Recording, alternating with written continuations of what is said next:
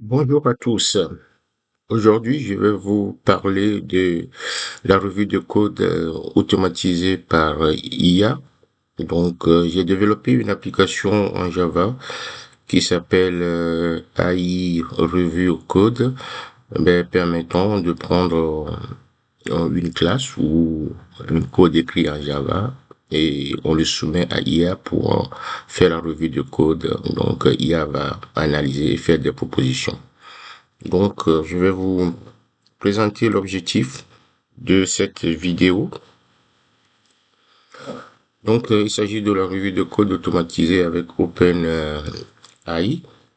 L'application est développée en Spring Boot et il permet d'optimiser la revue de code grâce à l'API AI. Donc, ça dépend en fait de l'intelligence artificielle que vous utilisez. Moi, j'utilise actuellement GPT-5.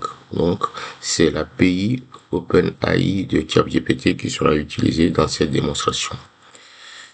Donc, l'objectif, c'est d'aider le développeur à détecter les problèmes de qualité, les mauvaises pratiques, les pistes d'amélioration que l'IA pourrait vous proposer. Mais vous savez que aujourd'hui, la revue de code est très importante pour les applications, pour la maintenabilité de l'application. C'est un problème parfois de temps dans l'entreprise. Donc, si vous avez le moyen de faire votre propre revue de code avant toute revue humaine, pourquoi pas? Parce que je me rappelle dans l'une de mes missions que la revue de code se faisait lorsque un développeur demande de faire une merge request par exemple, et c'est en ce moment que tous les développeurs interviennent pour valider en donnant une pousse aux développeurs avant de pouvoir merger. Donc aujourd'hui, avec l'émergence de IA, les développements pour faire une application qui fasse de revue de code paraît plus réalisable. En se tapant, en se basant bien sûr sur les API d'OpenAI. Et voilà. Les technologies qui sont utilisées dans cette application, c'est du Java, Spring Boot, OpenAI et l'architecture microservice. En fait, ça peut paraître lourd, mais dans cette application que je vais vous montrer, il y a deux parties. Il y a une grande application qui s'appelle Task Manager qui permet de gérer les tâches quotidiennes. Et à l'intérieur de cette application, il y a développé un service, donc un microservice qui permet de faire la revue de code. Donc les deux sont indépendants. Voilà, la revue de code, comme je l'ai dit, prend du temps parfois. Donc si vous pouvez le faire dès que vous avez un bout de temps, pourquoi pas en utilisant mon application par exemple. Les équipes ne sont pas toujours disponibles et les juniors ont besoin de feedback rapide. Donc les juniors peuvent se servir de cette application pour faire leur propre revue de code. L'architecture qui est mise en place, il y a le développeur, c'est vous. Donc vous êtes le client de cette application-là. Cette application permet de lancer le Task Manager comme je l'ai dit, mais qui n'a rien à voir avec le revue de code parce que quand j'ai développé la revue de code, je l'ai fait à partir d'une application existante. C'est pour cela que l'architecture se présente ainsi. Mais je vais vous donner l'URL pour lancer uniquement le service de revue de code. Donc ce service de revue de code se base sur l'API d'OpenAI et après le traitement, après l'analyse et la revue de votre code, il y a un rapport qui est généré par l'IA. Donc voilà, au cours de cette vidéo, nous allons lancer l'application. Je vais vous le présenter dans IntelliJ. Et nous allons utiliser Maven et Spring Boot. Il y a deux façons de le lancer. Il y a Maven Spring Boot Run pour lancer que la partie qui me concerne ou bien utiliser Docker Compose App Build. En fait, j'ai utilisé dans la grande application qui s'appelle Task Manager, le DevOps qui permet voilà de renfermer tous les bases de données, les différents Dockerfiles pour pouvoir construire le tout et lancer tout d'un coup. Donc moi j'utiliserai Docker Compose App pour pouvoir faire la démonstration, comme ça je suis sûr de ne rien oublier. Donc actuellement il y a déjà Docker qui tourne pour gagner du temps. Donc voilà, je vous montrerai comme j'ai dit tout à l'heure le code Java. Et puis, lorsqu'on va passer à la partie démonstration, vous verrez une interface comme celle-ci. Donc en gros, l'application va vous demander de saisir le nom donc de votre classe. Si vous ne donnez pas le nom, c'est pas grave, mais l'idée c'est de donner plus de contenu à l'IA pour pouvoir bien analyser votre code. Donc vous allez choisir le langage. Aujourd'hui c'est Java, mais il se pourrait qu'il y ait d'autres langages demain. Bon, j'avais prévu pour le TypeScript, HTML, etc. Mais on se limitera à Java aujourd'hui. Donc vous collez dans cette partie-là votre code, votre classe, et puis le bouton revoir le code avec l'IA vous permet de passer à l'analyse, à la revue de code, et un rapport est généré à la suite. Voilà. Donc sans plus tarder, je vais vous montrer en gros de quoi il s'agit dans IntelliJ. Et comme je l'ai dit tout à l'heure, il y a deux parties dans mon application. Il y a la partie Task Manager Microservice OpenAI Review qui est une application qui gère les tâches quotidiennes. Donc j'ai utilisé une architecture microservice comme vous pouvez le voir là. Il y a l'assistant service, le command library, il y a open service, il y a le planner service et il y a la revue, il y a AI Review Service qui fait la revue de code proprement dit. Donc avant que je ne passe au code, ce serait bien d'anticiper sur la démonstration. Donc là, je suis sur je suis sur le Git pour pouvoir lancer le Docker Compose comme je l'ai dit tout à l'heure. Comme ça prend quelques minutes, il serait bien de le lancer avant de voir le code. Donc, allons-y. Sur Git, on tape Docker Compose Build. Je vais le faire en deux temps. Je pourrais taper up-build, mais je vais d'abord taper le build pour pouvoir, pour s'assurer que ça se passe bien avant de lancer les services. Voilà. C'est parti, comme ça prend un certain temps.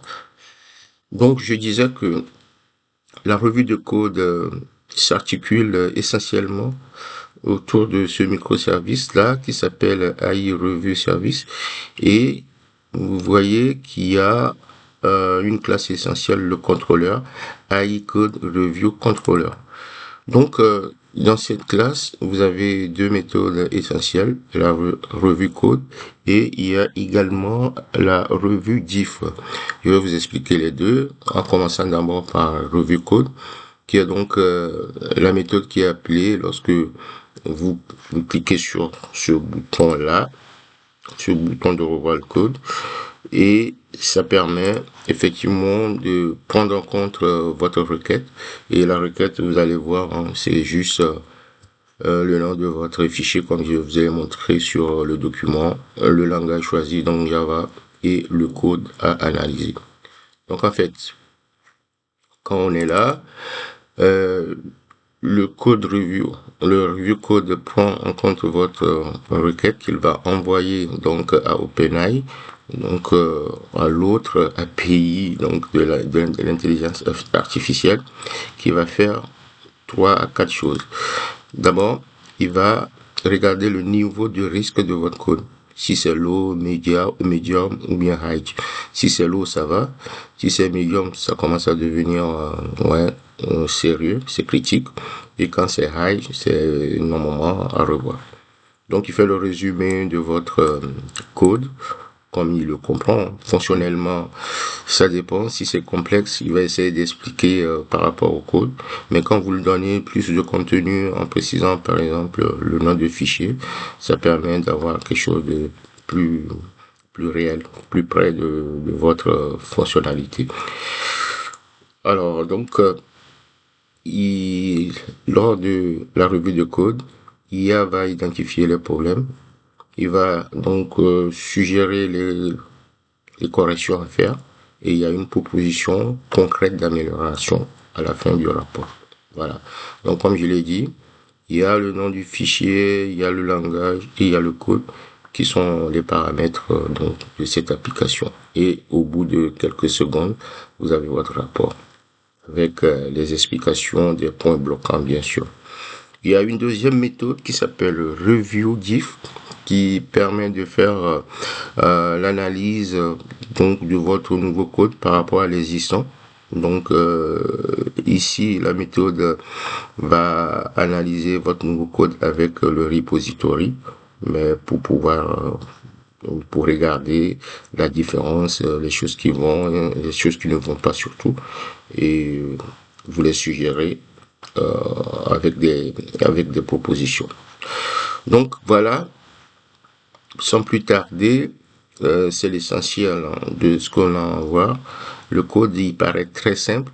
Là, on l'applique, en tout cas, il est écrit en Java, on va l'appliquer pour le langage Java, mais c'est le même principe pour analyser les autres codes dans d'autres langages, tels que TypeScript, par exemple. Donc, on va voir si le lancement de l'application avec Docker Compose s'est bien passé, oui. Et on va essayer de lancer les services avec Docker Compose A. Donc, comme je l'ai dit, il y a plusieurs services, mais on n'en a pas besoin. On va surtout utiliser celui qui nous concerne, IA Review Service, qui est l'essentiel, qui nous permet de faire notre revue de code en Java. Donc il y a une URL qui correspond à ça, que je vais vous donner au cours de la démonstration, et qui permet effectivement d'aller lancer que l'interface qui nous concerne. Comme je l'ai dit, dans l'architecture, il y a plusieurs technos qui sont utilisés. Donc, vous avez le Task Manager, vous avez aussi, bon, en fait, ici, vous le voyez pas, mais j'ai utilisé Java, j'ai utilisé Angular pour l'interface, pour pouvoir réaliser les trois champs, pour faire la saisie de votre code. Donc, prochainement, on parlera, si vous voulez, des autres services qui peuvent être aussi intéressants, par exemple pour faire l'assistance de votre application.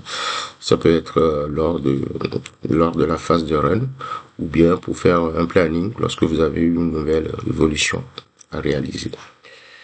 Donc, en gros, voilà. Je pense que tous les services sont lancés. Ça nous permet de venir sur un nouvel onglet.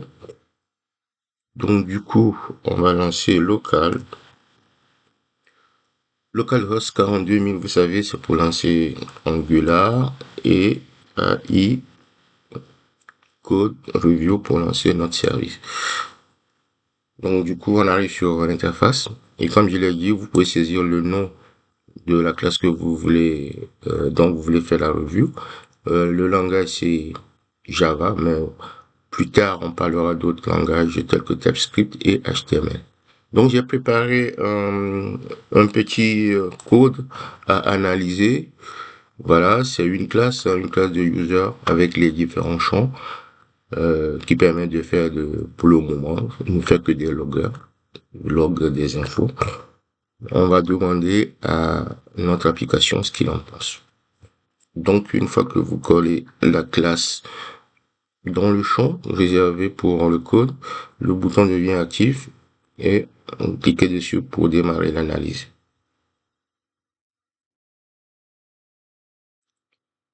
Donc voilà, ça prend un certain temps, enfin quelques secondes, et il est là.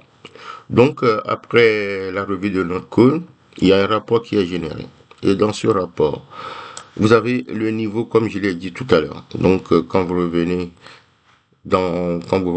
dans IntelliJ, les différents points sont énumérés. Donc, le niveau de risque, le résumé, le problème rencontré, les suggestions et la proposition finale. On les retrouve, en fait, ici, sur l'interface. Donc le niveau Inugilo, ça va. Si c'est pas medium, si c'est pas high, c'est que bon, le code est acceptable. Ça peut tourner comme ça. Et il fait le résumé. Alors le fichier code Java, c'est pour ça qu'il est important de donner un nom à votre classe. S'il y avait un nom, il prendrait le nom. Donc là, il met code Java définit en fait une classe user qui utilise SLF4J pour le login. Elle possède des attributs pour le nom et l'âge de l'utilisateur ainsi qu'une méthode process. Voilà, c'est une méthode qui fonctionnellement ne veut pas dire grand chose, qui enregistre des messages. Voilà, d'après ce qu'il a lu, il te fait le résumé selon que l'utilisateur est mineur ou majeur. La classe semble fonctionnelle, mais présente quelques points d'amélioration, comme je l'ai dit. Problème rencontré. Validation des données. L'attribut âge n'est pas validé avec son utilisation dans la méthode process. Il pourrait avoir des valeurs négatives. Voilà, donc on sait que l'âge c'est positif avant tout, mais c'est pas testé dans l'application. Dépendance de l'état. La méthode process dépend de l'état de la classe valeur, name et âge, mais il n'y a pas de mécanisme pour s'assurer que ces valeurs soient définies avec l'appel de cette méthode.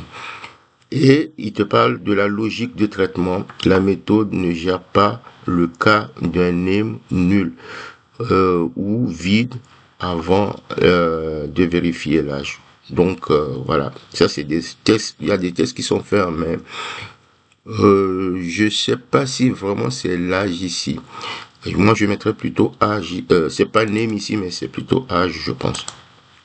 Donc il faut vérifier si l'âge n'est pas nul. Ah ouais, même le rapport, il faut être vigilant.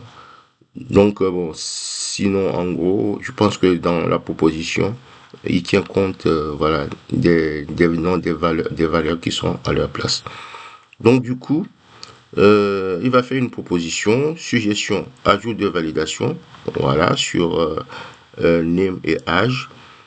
Constructeur, pour faire l'ingestion, donc il va rajouter un constructeur de l'application et il va utiliser un enum optionnel, voilà, pour rendre l'application beaucoup plus lisible et robuste. Donc utilisation de string utile également pour au lieu de voilà, donc il dit utiliser string utile et utiliser string utile is not empty de Apache Common pour simplifier la vérification de chaîne. En gros, votre classe va devenir ainsi. Il a fait toutes les déclarations, il va rajouter en fait le constructeur et il rajoute aussi la gestion des exceptions, chose très efficace, et il fait un test sur le name. Si un test sur l'âge, si l'âge n'est pas négatif. Et après, le process, il va faire le test avec les valeurs qui sont fiables maintenant, parce que l'âge a été déjà vérifié, si c'est négatif, on ne passerait pas là. Et après, il propose le code et l'essentiel qui doit rester dans la méthode process. Donc du coup, c'est à comparer avec ce que vous avez au départ. Donc tout ça, avant c'était que quelques lignes, mais pour faire simple, on a rajouté, l'IA a rajouté un constructeur et plus de tests sur chaque attribut. Tout ça pour éviter des surprises lors des exécutions. Quand votre classe fait des traitements à l'intérieur de la classe, ça va, mais quand la classe commence à être utilisée par d'autres objets en dehors de cette classe, il vaut mieux vérifier, voilà, il vaut mieux encapsuler les attributs et vérifier la validité de chaque attribut. En gros, cet exemple permet juste d'avoir une idée de comment marche l'application. Après, si vous avez d'autres classes comme des contrôleurs, des classes plus complexes, vous pouvez tester avec cette application.